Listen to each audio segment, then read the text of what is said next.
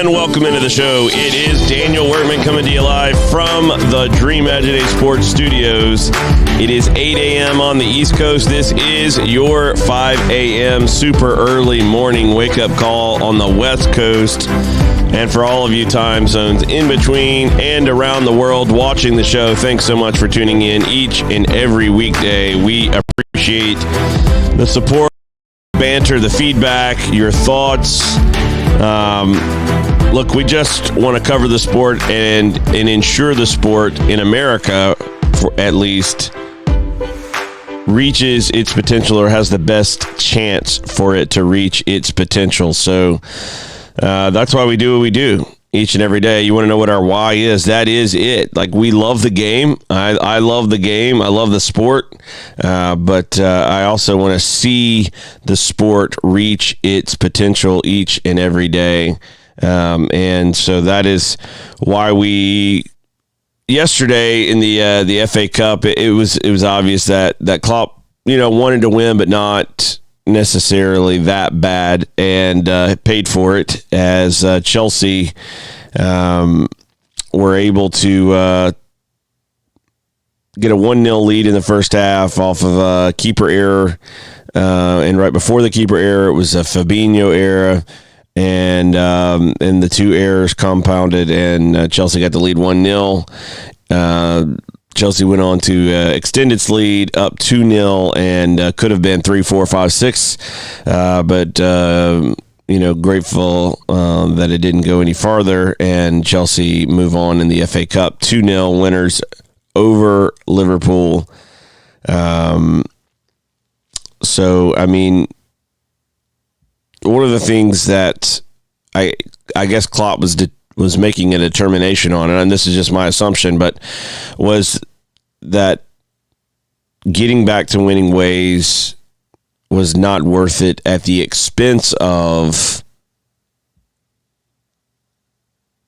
the league and the Champions League. I mean, that's the only thing I can get out of this, is that he just felt like, hey, we'll get some more guys some games, and that's fine. I mean, that's what you're there to do. You're there to manage and try to see your way through, and those are his decisions, and so now the club is out, and honestly, I don't know that he minds. So today's FA Cup lineup: Leicester hosting Birmingham, Sheffield Wednesday hosting Man City, and Tottenham hosting Norwich. And so you've got some good action there. And when it comes to Chelsea yesterday, you could definitely tell this was a priority for them, and in the way that they played, even the players on the field for Chelsea seemed to play with a lot more urgency, and they got the result that they wanted. We'll see how it shakes out today in the FA Cup, and kind of go from there. So in the world of American soccer, not much going on middle of this week, but in the landscape of American soccer, there's always stuff to cover, always stuff to get into, always stuff to look at, and today, one of the things that I'm observing, and I had this conversation with someone the other day, is how do we get change accomplished? If we leave the world of sport for a minute and get into the world of politics, government, etc., I'm a fan of taking care of the planet. And, I think regardless of whether you believe science is, showing global warming or not, for me, honestly, that is not that big a deal in terms of whether you believe it or not. For me, I know for some people that's going to be like, that's the holy grail that, I can't believe you're saying this, but I don't really care whether you believe the science is real or not real for climate change. What I believe from a morality standpoint is that we as humans have a responsibility to take care of the planet where we live, and to do it in a way where we leave the planet to the next generation in a good state.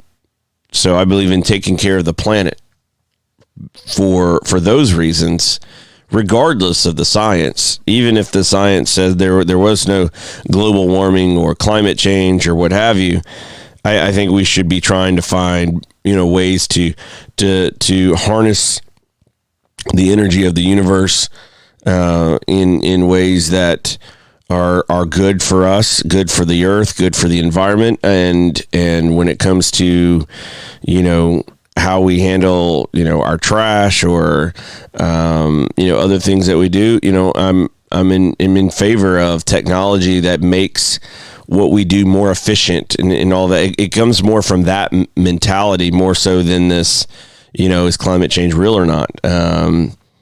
And so I appreciate sentiments from both sides of that political argument, and this is certainly not a political show, and so I'm not wanting to go down that road, but I want to use this climate change and, some of these buzzwords like the Green New Deal and the new economy or the green economy as an example for a moment about how change occurs.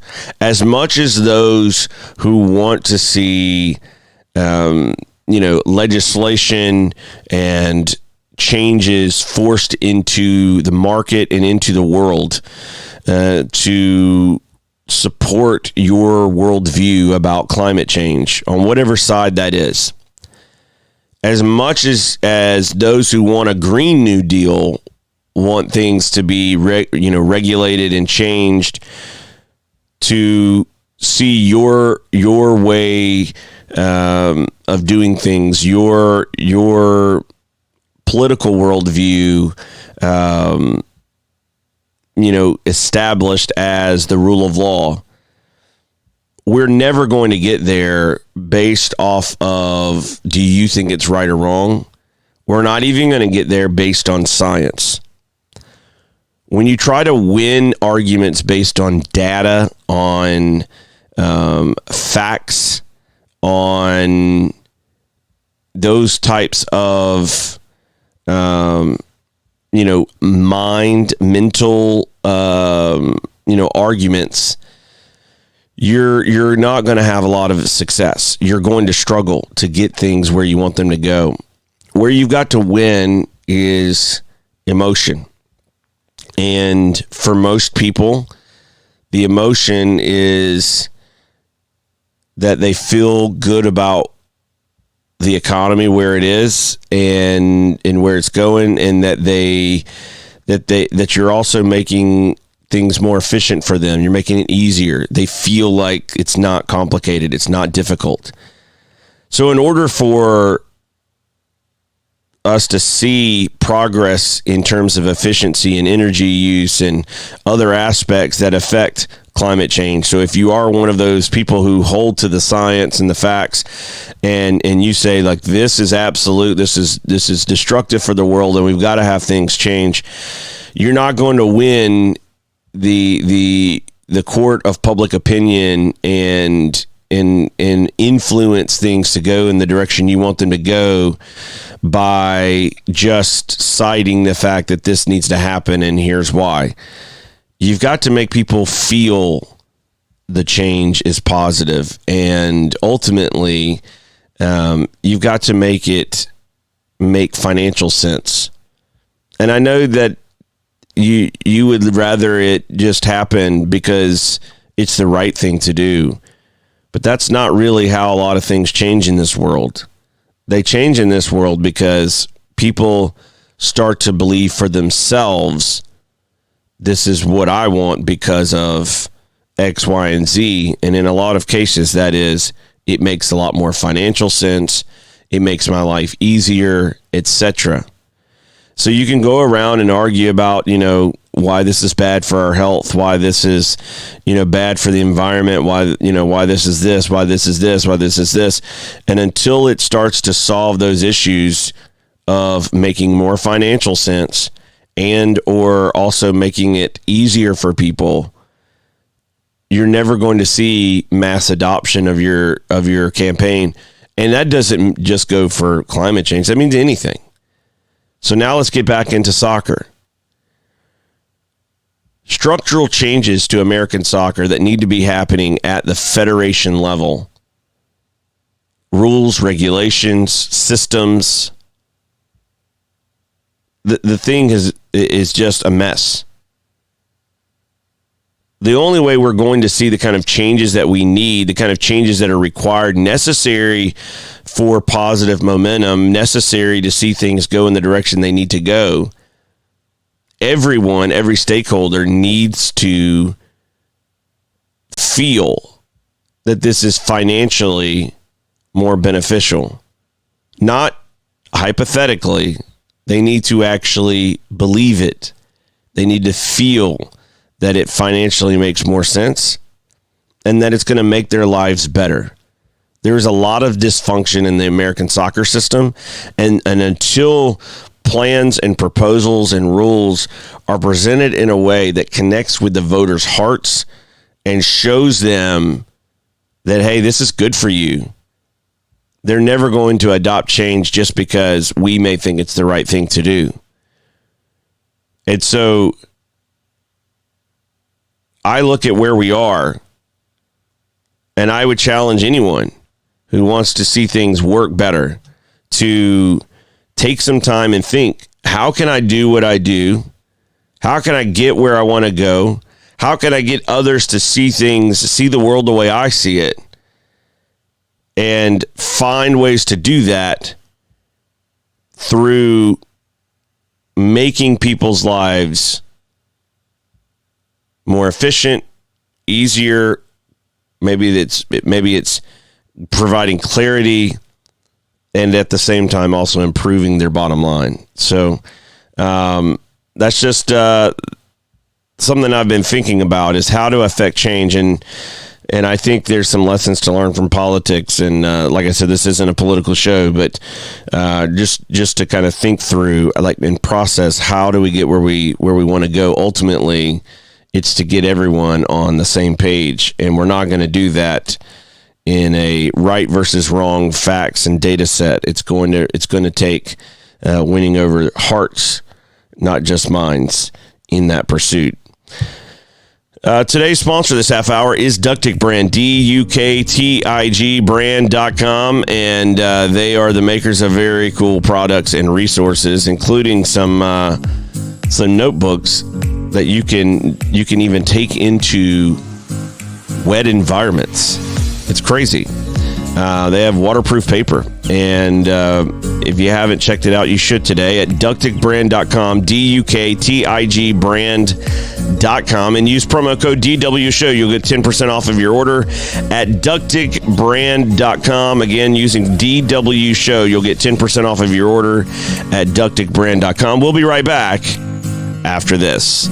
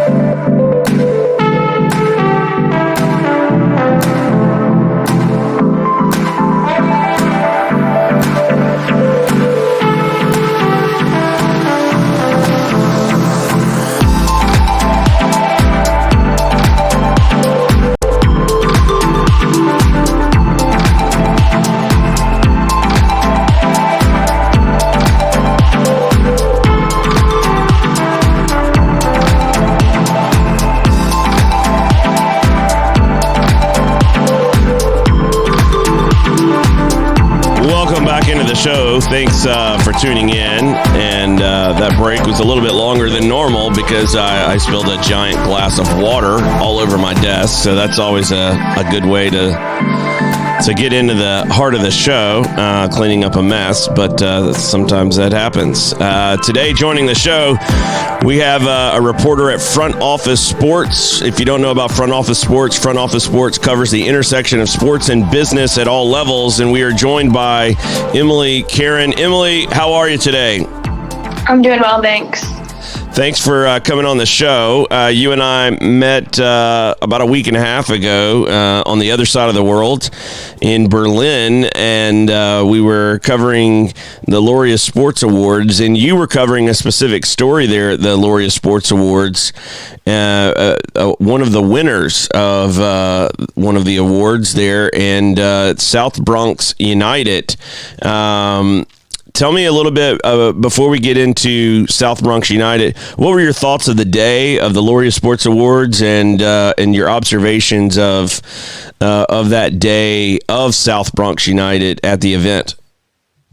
Of course. I think first of all, it was super impressive. South Bronx United was there with their co-founder and executive director, Andrew Sow, and then they had two students with them who actually did a significant amount of the speaking at 18 years old each, getting ready for college. And here they are talking in front of panels and speaking at awards show and accepting an honor on behalf of their community, which was, hats off to them. I don't know that at 18 I would have been able to do the whole thing that they did. But I think they were really excited to be there. I think they were really humbled and honored by the fact that Laureus was recognizing the work that they were doing on an international level, especially for a community like the South Bronx that I think often feels overlooked in many cases. And so I think it was a big day for them. And I think, they gave some really good insight into what their program is doing and the impact that they're having, the challenges that they face and, the obstacles that they've overcome and what their goals are moving forward. So in looking at South Bronx United, for someone who may not be familiar with the organization and where they exist, and I would assume you'd have to live under a rock if you don't know where the Bronx are. But give us a little bit of just some information about South Bronx United. What is it? Where is it? How long has it been around? Sure. So South Bronx United started in 2009 when the poverty rate in the South Bronx was at 38%, and for children was even higher. Some reports even having it as high as 41%, which was the highest in the country and still is today, even though they're down to about 30%. So Andrew Sow, the executive director who I mentioned before, started this. He was a teacher in the community, thought that many of his students needed more extracurriculars, extra, things to keep them occupied after school that provided a safe and constructive learning environment that could also teach them life skills. So he started it just as a soccer club. And by the end of year one, there was so much demand that they went from one boys team to 3 teams, and it has grown rapidly ever since. They currently serve over 1,200 students annually, and their programming has extended far beyond the pitch. Right now, their biggest focus actually is on academics and helping their students and their participants graduate college. And they've actually seen they've had 100% high school graduation rate in a region that currently has a 50% graduation rate at best.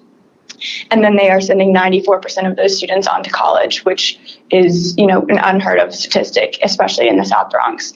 And they are now working on making sure that all those 94% of students end up graduating from college so that they can be put on the best career trajectories possible.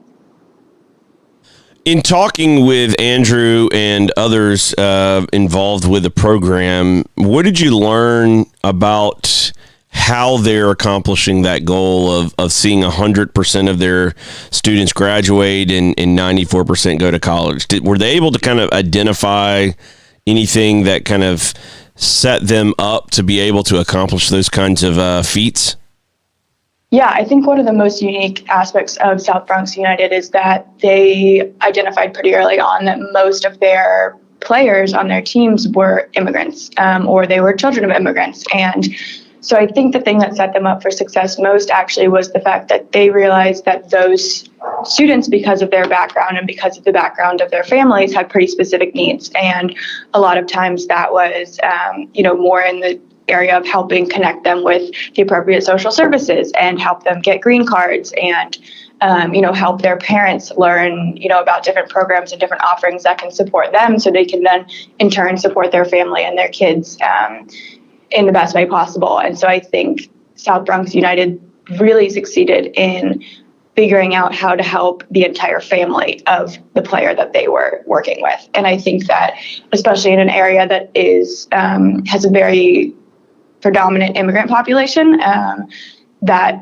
was huge. And I think that was also something that was pretty unheard of in the area. And I know there are a lot of organizations that do, social work and after school work in the Bronx more broadly and in the South Bronx region in particular. But I think the fact that they were able to pull all of those elements together of, helping with social supports and then in turn helping with academic supports and then, making this something that was also fun and exciting for the kids through soccer and something that they could connect with people who they might not have connected with otherwise, right? Because we always, people talk about soccer as being a global unifier and the world's most popular sport. And I think that's so true. And especially in a community as diverse as the South Bronx, right? That's something that everyone can understand. And it's a language that everyone speaks, which is, something that the students, when they were speaking at the Laureus Awards, really touched on was, that was their unifier. And then because they had a unifier, they then had a community that they wouldn't have otherwise. And that's what really, I think,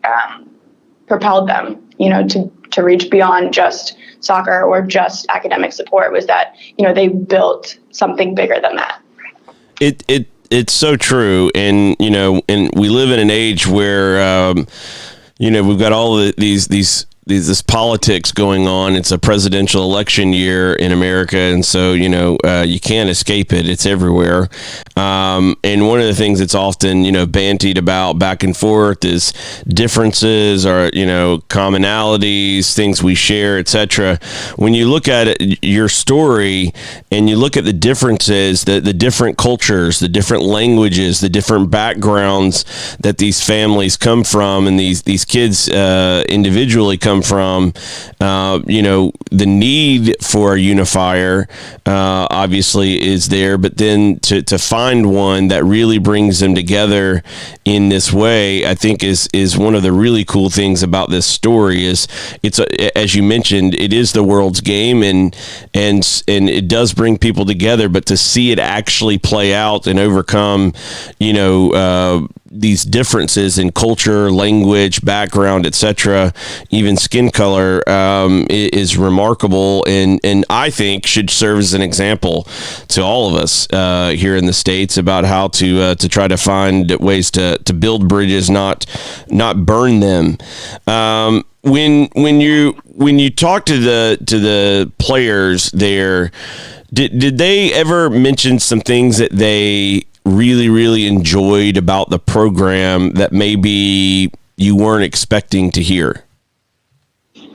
I think one of the things that I learned about pretty early on in talking to students was that actually NYCFC, the MLS team that plays in the Bronx, so they play in Yankee Stadium, not that far from where South Bronx United, actually right across the street from where South Bronx United practices, and they kind of have their home fields, was that NYCFC had become pretty involved with the club, and they had done some pretty cool things that I think, like you said, made this more fun for the students, right? You had them financially supporting the program through a grant, and you had them helping with the gala and other things like that, but then they started to get involved in ways that, some of the SBU players started progressing up into NYCFC's academy and their U15 national pool.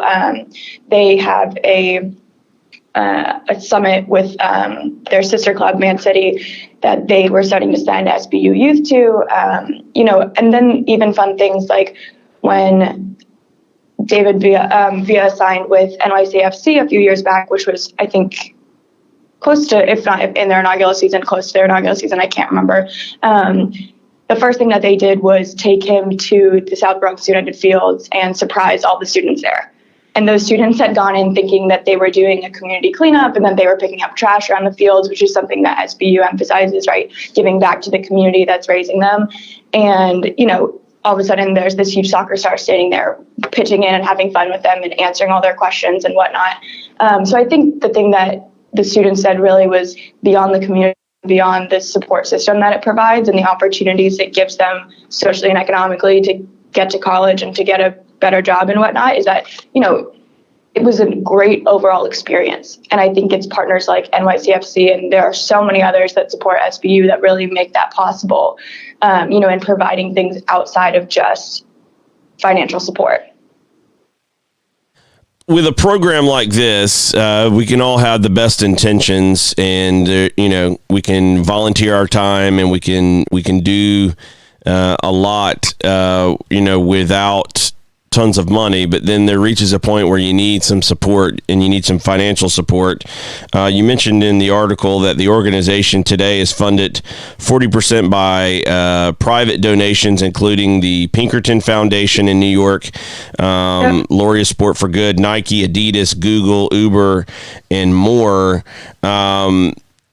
What kind of in talking with them, what kind of financial needs when they're raising funds? Obviously, you have staffing to operate programming. What other financial needs do they try to fundraise for in their efforts to sustain their program?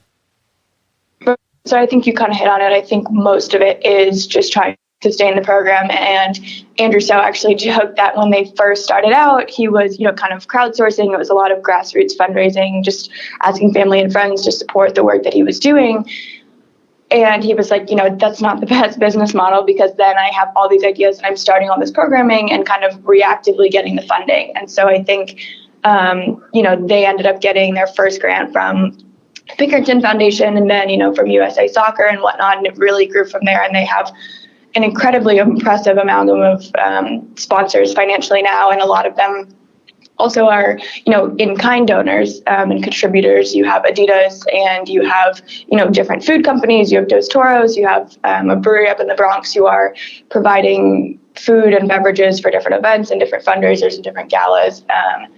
And I think that is huge. But I think the thing that they said also was that, they're not just fundraising for themselves, they're fundraising and they're trying to work with partners to actually create jobs for many of their participants, whether that's part-time jobs, whether that's learning experiences, whether that's sending them through career training things. And so, right, you have to have, these companies have to be willing to put the funds in to pay these kids to come work for them and to train them and to teach them. And so that's definitely another financial angle that they're focusing on.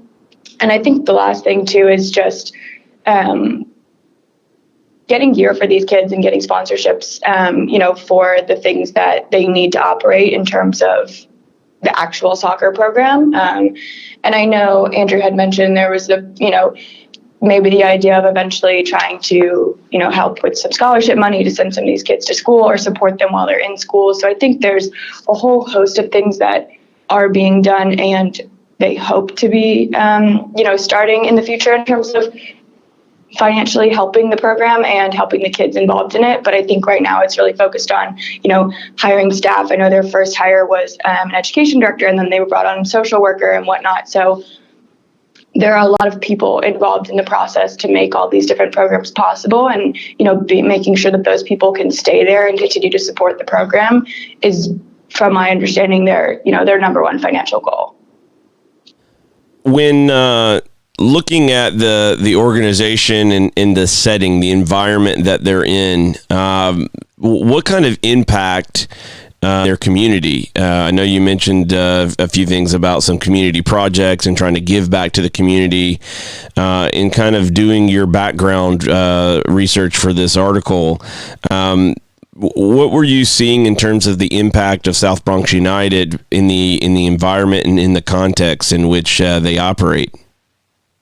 Yeah, so I think the Bronx region has a lot of kind of Latino leagues and different things like that for soccer. So I think the first thing that they did for their community was provide an outlet for other students and other immigrants to kind of get involved in the sport and to bring them together. And then I think from there, once they had all those people together, right, it was making sure that they are leaving their community better than they found it, and better than they started off. And so, like I mentioned, a lot of that was through community cleanups. A lot of that is, through extra programming at schools, making sure that they're helping keep their schools in tip-top shape. And I think, too, it's beyond just the day-to-day community work. It's actually helping students get in a position financially and career-wise after high school and after college that they then in turn can again give back to their communities in their own unique ways. And so whether that's supporting their families financially or, giving back to their communities financially or giving back to South Bronx United or their schools or whatnot, and really feeding back into local organizations and the local community in that sense. And the better jobs that these kids are getting post-grad, the more opportunity that they have to do that. The program's been in operation for, this is their 10th, 11th year. And obviously have come a long way in that time. As they kind of look into the future, did you hear any thoughts about kind of what they're dreaming about, what they're hoping for, what they would love to see happen as they continue in the next, say, 10 years or so? Their goal right now is to focus on the college piece. So they started, focusing on getting kids through high school and, overcoming that graduation rate hurdle. And I think now their focus is, okay, now that we have all these kids who are graduating from high school and 94% of them are going on to college, but that doesn't mean that 94% of them are graduating from college. And so Andrew So has vocalized that, that's their focus piece now is how do we get these kids to college and then how do we keep them there so that they are graduating from college? And a lot of that comes from social supports, right? Like when you're going to college, you're talking about leaving one community and joining another. And for a lot of these students who either haven't been in their South Bronx community for very long or are very tied to that community or their whole family's in that community and no one has left or they don't have anyone anywhere else, it's a big jump to get to college and to stay there and to make it 4 years and to be fully self-sufficient in the way that you need to. And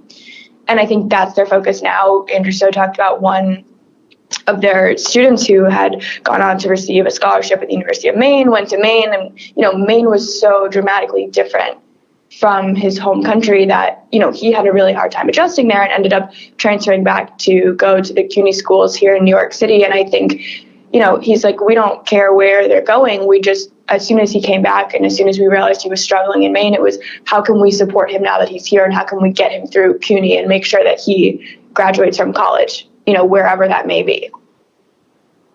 It is such an important point. We think that we can, throw a program and throw some money at a social issue and we've done our job. We can walk away and kind of, pat ourselves on the back and think, hey, we did a great job. We did a good thing, blah, blah, blah, blah, blah. But it really is, if you want to change culture, if you want to change and make a lasting impact, a generational type of change, it's going to require more. And it's encouraging to hear what Andrew and the organization are looking at into the future in terms of, continuing the process of mentoring and supporting these young students to really set them up in the right way to go. I've seen personally over time in different areas that I've worked where having the opportunity to make an impact on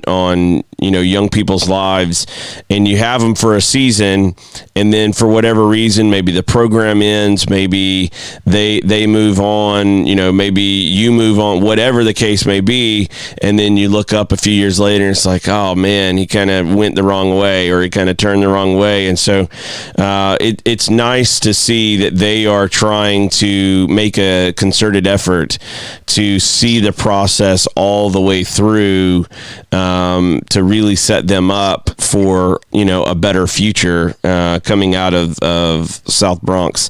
Right. A lot of that talk is like follow through, right? Like you can talk the talk and you can financially support an organization, but what Andrew and South Bronx United are doing are actually staying with these kids through the things that they want them to accomplish and not just sending them off and leaving them there. And they've even seen, they've had a couple South Bronx United participants who are now working for the organization, who went on to college and who graduated and who came back and, with backgrounds in finance or in communications who, are contributing to the organization as employees now, which I think is, a testament to the fact that they did follow through and they built those relationships with their participants that last, far beyond the time that they're in the program.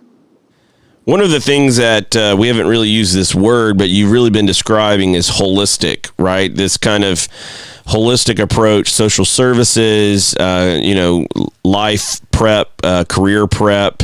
I'm sure they're in all of their conversations, they talk to them about, finances and social media and all different kinds of aspects of setting you up for the future.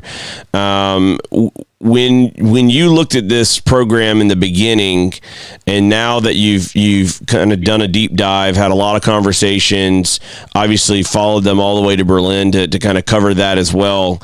What did you come out on the backside of this article learning that you maybe surprised you that you didn't know or didn't think you would learn going into it?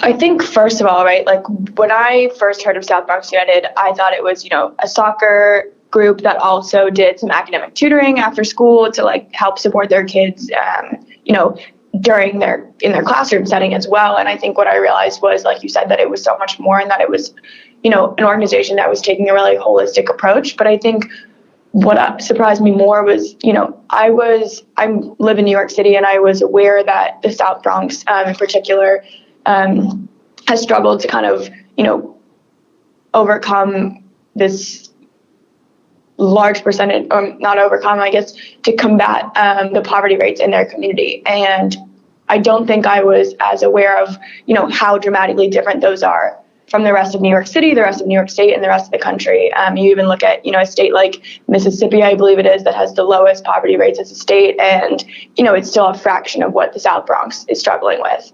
And so I think when you look at, a community that really had a need for a holistic organization to take an approach that, tackled everything that they were struggling with. I think that was, the most shocking to me was that Andrew and SBU really assessed their community's needs better, I think, than many organizations do. And I think that's why they're succeeding. And that's not to say that other organizations aren't doing fantastic work in New York, in the Bronx, in the South Bronx. But I think what they did was, find a unifier that everyone could rally around and then give those people rallying around them all the resources that they needed. And I think the way that they were able to assess their situation and respond to it is probably the most surprising part, because of how fluidly they did it and how they continue to adapt to the needs of that community.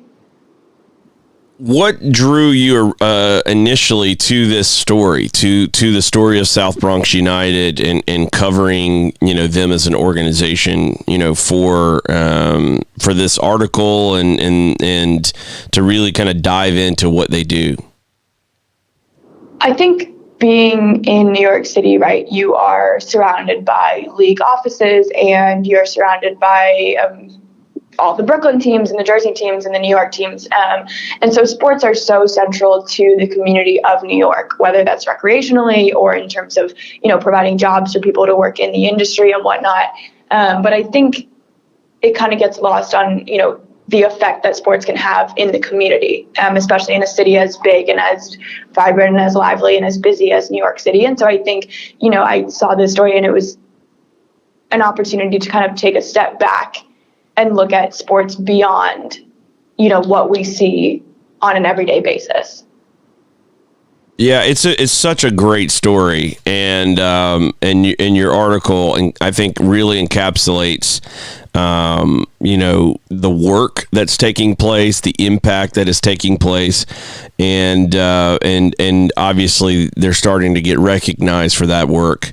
With the Laureus Sports Awards as well, recognizing that work, and it's to me, I think should serve as an example of things we can do, in our own communities to make a difference. And it may not you may not have the capacity to go and roll out a whole South Bronx United organization, but maybe in your own community you can find some time to donate to help some kid learn a sport, or sponsor a team, or maybe run some free sessions if you're really good at baseball or tennis or something. And I was encouraged. I saw the other day a friend of mine on Facebook was basically kind of opening up to the community. I think it was like once or twice a week, kind of free tennis lessons, and the picture had like kids from every background in the picture, every skin color there to try out tennis for free with some free tennis lessons. Little things go a long way, and South Bronx United have taken a lot of these little things and made them go a really, really long way. And I think they're going to have effects generationally for generations to come.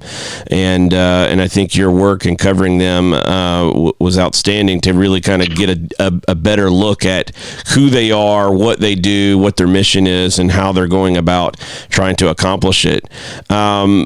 When you are looking at stories, and you look at the South Bronx United stories and your work with Front Office Sports, how can people continue to follow your work and follow your stories that you're covering in the world of sport, and how it kind of intersects with business?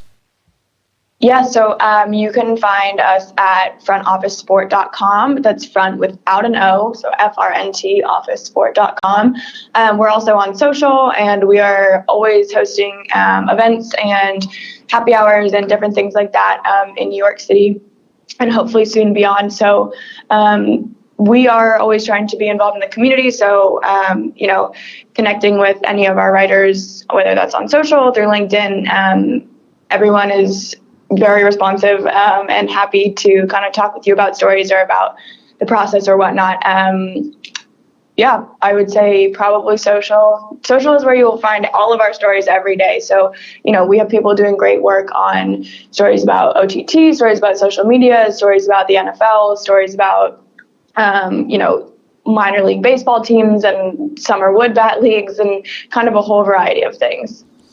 So you can find, I think one of the things I enjoy about what you guys do is it gives a different perspective on the world of sport. And your article was a great highlight and showpiece of that as well. So, Emily, thanks for joining us on the show and bringing us some more, coverage of not just what you wrote, but what you've seen and experienced. So I appreciate your time on the show, and look forward to having you again on the show in the future to talk. I'm sure you'll come up with something else to cover that we'll definitely have a chance to talk about. So thanks for coming on the show today. Well, let's hope, of course.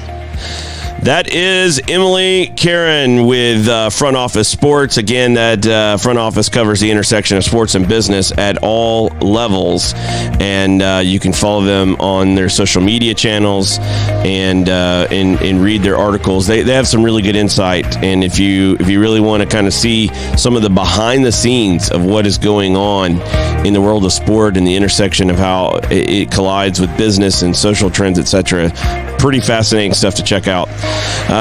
Speaking of something fascinating to check out, I hope you're fascinated to check this out, and that is Charity Water, another organization doing great work. They have offices based in New York, but they do work around the world to provide clean drinking water to people no matter where they are. You can learn more about Charity Water at charitywater.org. We'll be right back after this.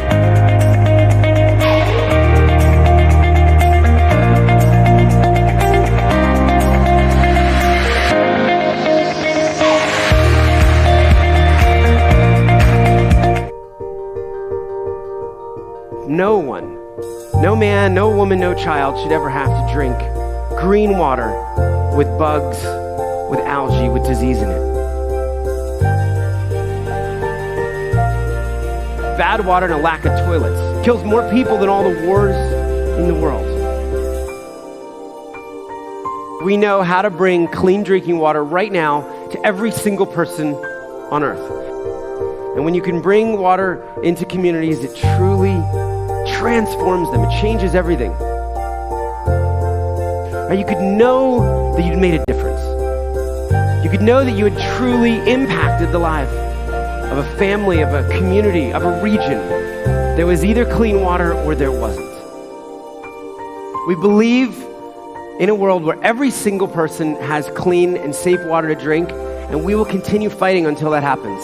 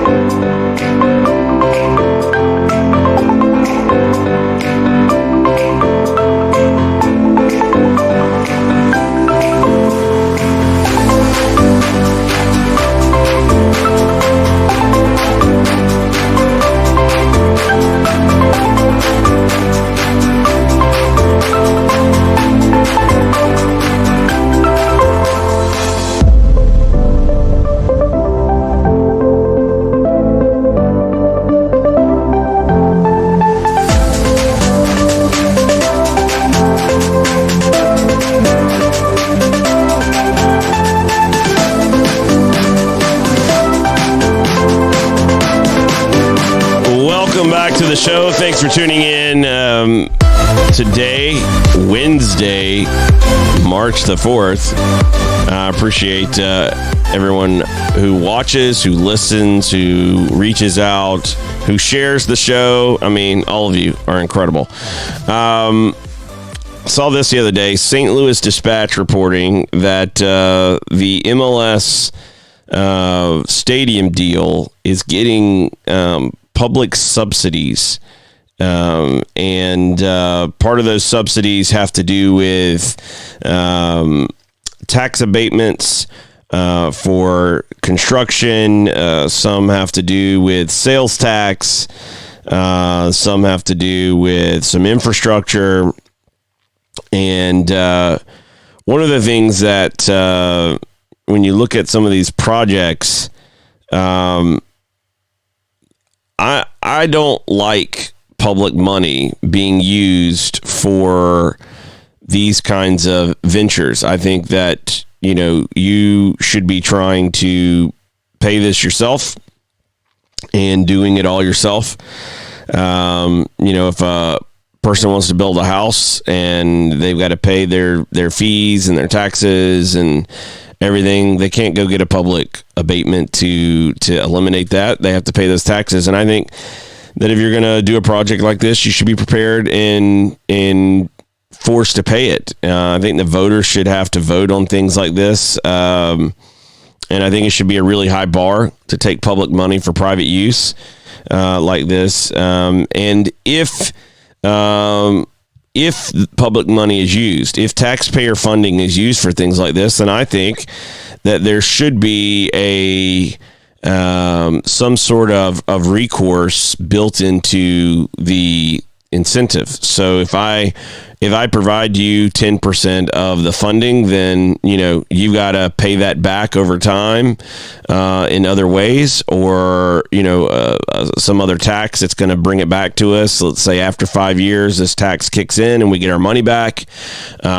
Ownership of the team, the city, the public gets, if the public gives you, 10, 20% of your startup money, then the public should have 10 to 20% of your club. When we look at these situations, part of the reason why they're allowed to happen, and I've talked about this principle before, but it's the principle of artificial scarcity. This is what holds communities and cities hostage. When you have a finite number of opportunities, it allows a business like Major League Soccer to go into a town and say, basically, if you don't give us X amount of dollars, then we're not going to come. So if you want us, you've got to give us something.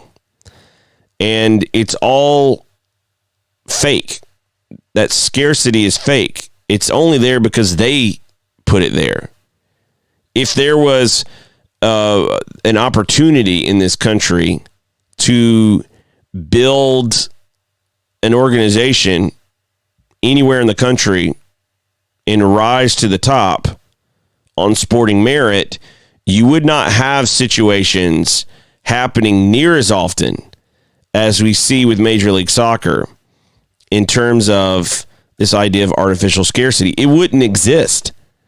Major League Soccer would have a hard time going into a city like St. Louis, where St. Louis is like, look, we've already got 2 or 3 clubs, and they're at this level, whatever. One of them may be at the first division level. And MLS couldn't come in and just go, well, if you want us, they're going to be like, we already have it. Why would we need you? Why would we want to give you, wouldn't we want to give them the tax money? So it's an important point here. It's a big point of in the business model of Major League Soccer is to basically let's create a limit. And so that's why you'll hear Don Garber when he's out pitching for expansion teams. If you just go back and start watching interviews of Don Garber over the last 5 to 10 years, he would say, look, when we hit 20, that's going to be it for a while. When we hit 22, that's going to be it for a while. When we hit 24, that's it. I mean, I don't see us going beyond, 26. When we hit 28, every time they add a couple, then it's like when we hit whatever. He is such a used car salesman when it comes to the things coming out of his mouth in regards to expansion. It's all sales speak. None of it is real. The scarcity is fake. The limitations are fake. They will continue to go and grow as long as people are willing to give them money. They'll keep finding a way to do something to make it work. That's just a fact. And that's his job as the commissioner of Major League Soccer, is to make his owners more money and give them more market share. And so far, he's done a really good job at that. What's sad are the cities that fall for it over and over again. I mean, how many years did Sacramento keep begging? I mean, it was absurd. It was really sad till finally getting in. And all of this kind of holding on and using them for leverage for someone else. And we'll add St. Louis here. We'll add Atlanta here. We'll add, Nashville here and Miami here and LAFC, a second team here, whatever. It's all sales speak. We got to be better at this, smarter than this when it comes to this kind of stuff in the country. And I think cities and municipalities, the public, when considering funding for these sports entities, if we're going to give a tax abatement, if we're going to give you tax money, I think we should do, the same kind of negotiation back. Well, look, we're going to give you the money, but it comes attached with this, whether that's a payback plan over time or whether that is, ownership in the entity. Like if you want a $60 million investment, $100 million investment, to me, that should warrant some type of ownership in the club because it's just crazy that we are falling for this artificial scarcity. These projects rarely in their current form pay off for the cities that give them the tax money the way that they claim they will. And so, I think we got to be smarter at this, and it's all a byproduct. And we talk about this on the show regularly. This is all a byproduct of the way that we do soccer in this country, because of the fact that we are in a system that is closed, that doesn't provide opportunity and access for all, we set ourselves up to get, raked over the coals in deals like this because we allow artificial scarcity, which is a three-eyed beast in this dysfunctional system that we have, to exist. And it costs taxpayers, it costs cities, and hurts everyone in the long run. It doesn't help us, even though the claim might be that it helps everyone. It doesn't. It helps the few and not everyone else at large. So, that's just another element I think we've got to look at and get better at in this country. And it's why I think a connected system of leagues is paramount in order for us to realize our potential in this country. That is our show for today. Thanks for watching. As always, we always appreciate it. You can watch on Bega TV. You can watch on danielworkman.com, facebook.com/WRKMN. You can watch on Twitter at Daniel Workman or catch me on Instagram at Daniel Workman. Thanks. As always, DMs are open. Look forward to hearing back from you. Thanks for sharing the show. As always, we'll see you again tomorrow.